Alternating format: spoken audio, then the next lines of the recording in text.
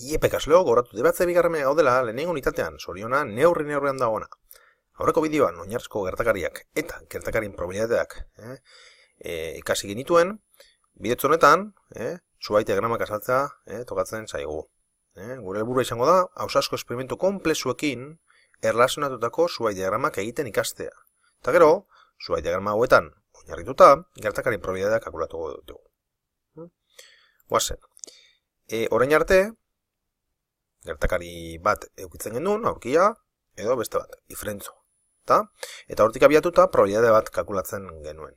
Baina, jaurtiketak edo saiakerak bakarrik izaten ziren. Kasu honetan, zuhaitz diagrametan, beti eukiko ditugu, aukera edo saiakera edo jaurtiketa bat baino gehiago. Kasu honetan adibidez, ausazko esperimentu bat dugu, eta txanpon bat 3 aldiz botatzen da. 3 aldiz jaurtikitzen da. Hortaz, kasu honetan, 3 aldiz egin behar denez, zuhaitz diagrama bat erabiliko du.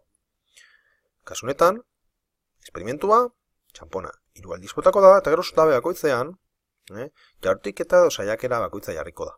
Lehenengo jaurtiketan edo lehenengo saiakeran, aukerak, aurkia edo ifrentzua. Bigarrenean ere, lehenengoan aurkia gertatu bada, bigarrenean aukerak, aurkia eta ifrentzua, eta hirugarrenean bardin.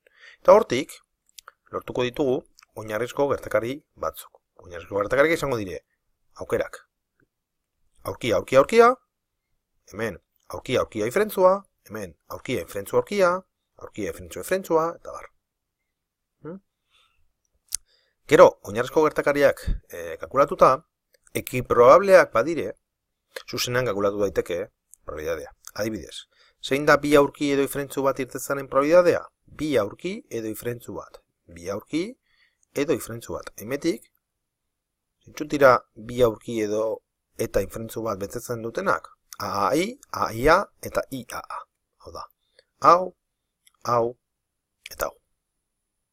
Zein da, zenbat dira? Bat, bi eta hiru. Zenbatetik? Bat, bi, hiru, lau, bost, sei, zazpi, zortzi. Hiru zortzitik. Hau izango da probabilitatea. Bai hori soilik, ekiprobabilitatea direnean. Beste honetan, gutxienez ifrentzu bat irtetzea. Zenbat dira? Bat, bi, hiru, lau, bost, sei eta zazpi. Zazpi sortzitik, 0,08. Eta kontuz, ze oso garrantzitsuak dire, berbak. Gutxien esaten bada, gutxienez. Gehien esaten bada, gehienez. Orduan kontuz. Beste aukera, lehen esan dugu. Ekiprobableak direnean. Beste aukera izango zen, ekiprobableak ez direnean. Kasu horretan, emendakarren moduan, zuhaitz diagramak probabilitatearen arabera jarri behar dire edo antolatu behar dire. Modu bardinen egiten dugu. Gure, zuhaitz diagrama, baina, ez direnez, probabilitate berdinekoak, zutabe bakoitzean zehaztu behar da, zenbatan probabilitatea. Adibidez, kartak, 3 karta bat ditugu, eta 2 gorria badire eta bat baltza, gure esperimentu izango da, 2 karta aukeratzea. Lehenengo kartan, gorria edo baltza. Baina hemen probabilitatea desberdinen dira, gorriaren kasuan 2 eren, eta baltzaren kasuan bat eren.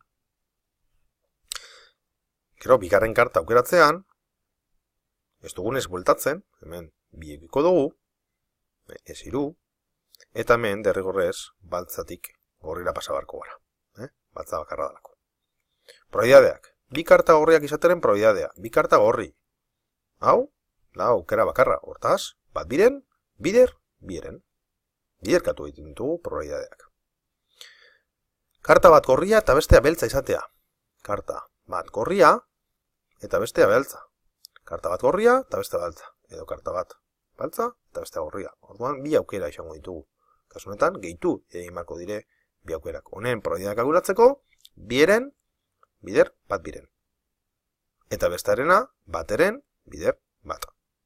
2 gehituta, hemen egin dugun bezala, bieren, 0,7. Hau beto ulertzeko, osagarrietara joko dugu.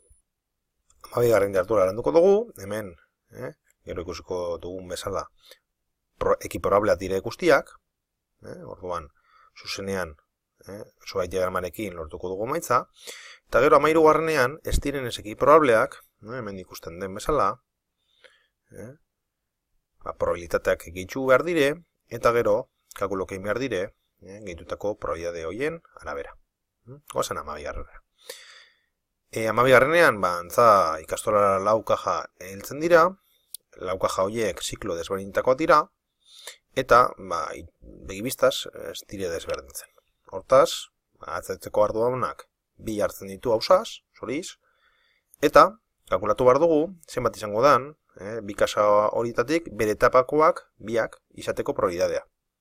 Eta, baita, ze probabilitate dagoen, gutxienez, kasetako bat, beran etapakoa izateko.